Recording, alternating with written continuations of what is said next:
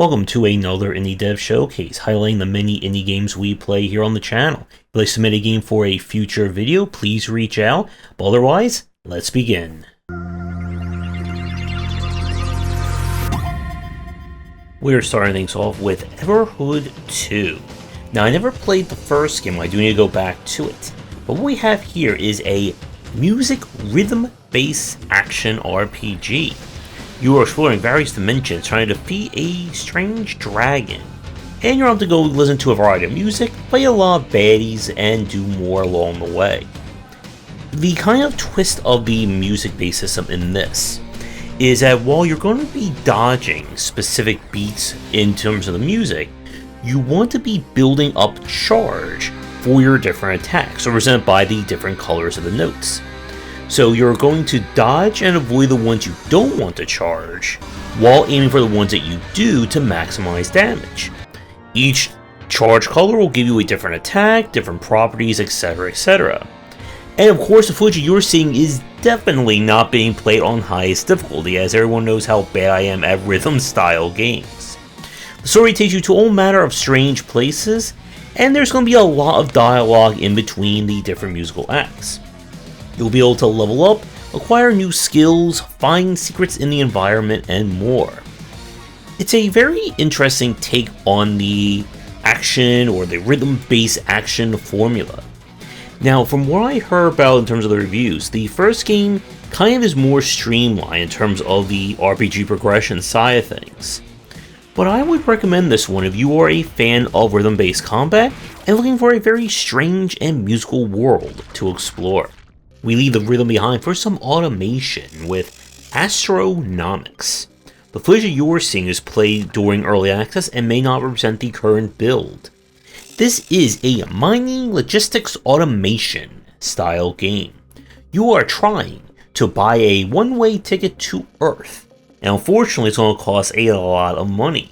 In order to earn that, you are going to do some deep space mining to hopefully accumulate enough to get that ticket. Our gameplay here is that you'll pick different asteroids and other space-based places to land on in order to find various minerals and resources.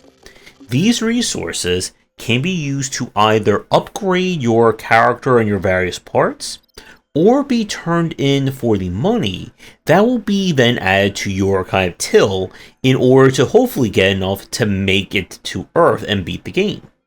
Upgrades include being able to get better stats, new items, and also help with the automation. The big part of Astronomics is setting up your various bots and droids in order to do a lot of the mining, harvesting, and more importantly, the collecting of resources to bring them back to your ship. So you'll use the kind of basic stuff in the planet or on the asteroid in order to fund or set up your production.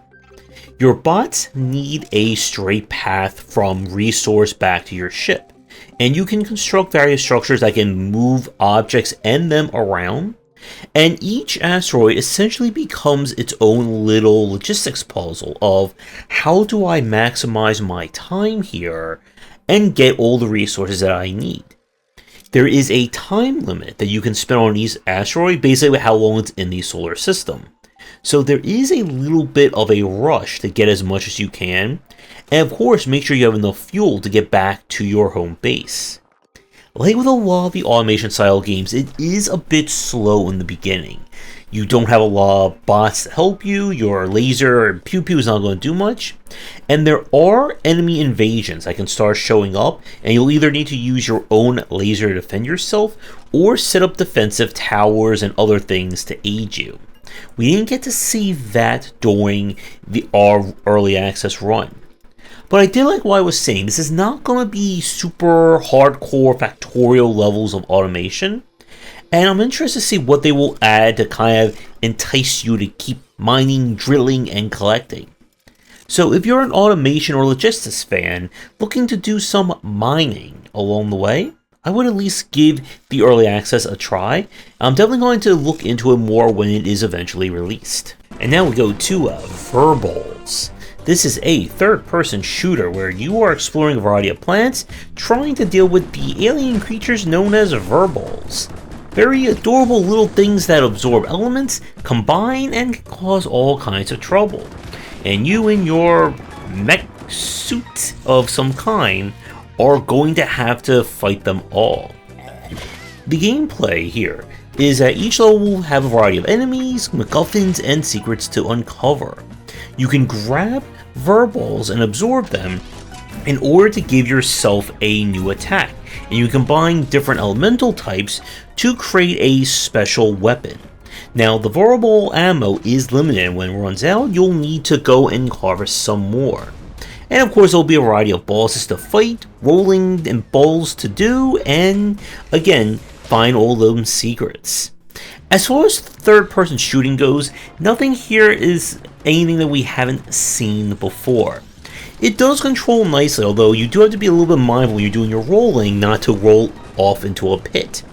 But the checkpoints are pretty fair, and I would say this is a very solid third-person shooter. So if you like rolling around and shooting with a variety of colors and elements, I would at least give this one a try. And now we switch over to Canvas. This is the demo for the upcoming game. And what we have here is a first-person painting adventure. You are trapped in a strange dimension, and the only way to get out is to use the power of colors in order to paint the world, collect items, and upgrade your paint-based powers. So this is a kind of, I guess, like light puzzle exploration game. Your mission in each level is to use the paint that you gather in order to color the world. As you paint more of the world, it will lend to kind of creating or evoking different emotions. That's kind of seen at the top. When you hit certain thresholds, it will kind of change the world, open the door, or do something there. You'll be able to find the means of upgrading your colors, letting you kind of paint more without needing to recharge, and other things as well. Now, there is no combat in this one. It's just all about you exploring, painting, and coloring. It's a very interesting concept as far as games go.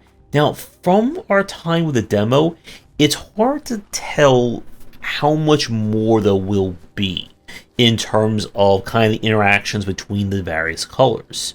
The different colors do affect the objects in the world differently, and part of the puzzle solving is figuring out which color you want to use to paint a specific field, and again, trying to hit those marks with the emotions.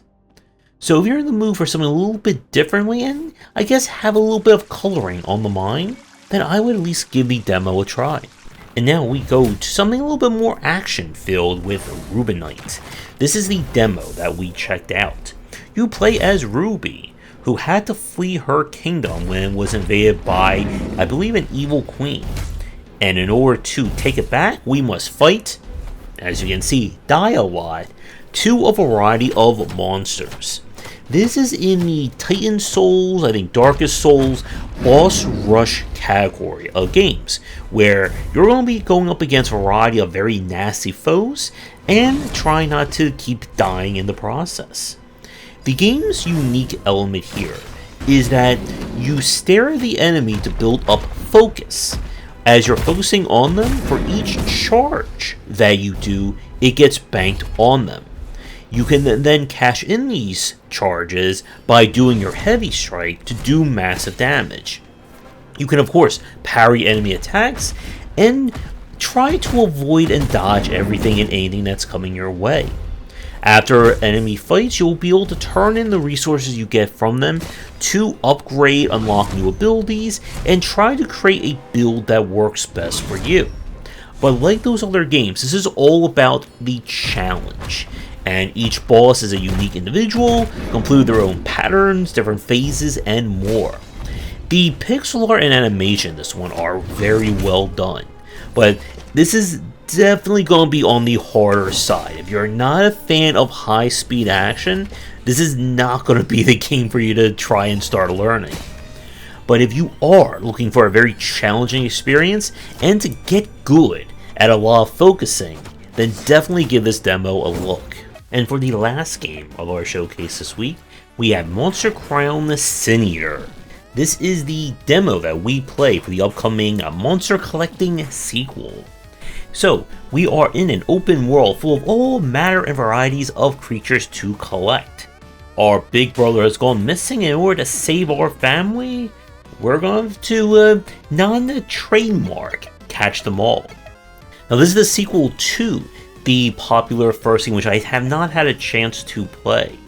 From our demo, you'll be exploring the world, trying to collect the different creatures. Everyone will level up, and a big aspect of this game's popularity is ability to crossbreed the different creatures to create new ones, which of course will inherit the skills of their parents. So this is going for very heavy creature customization and party dynamics, as you try to build the best group of monsters in order to defeat everything that stands in your way, and of course keep collecting them all.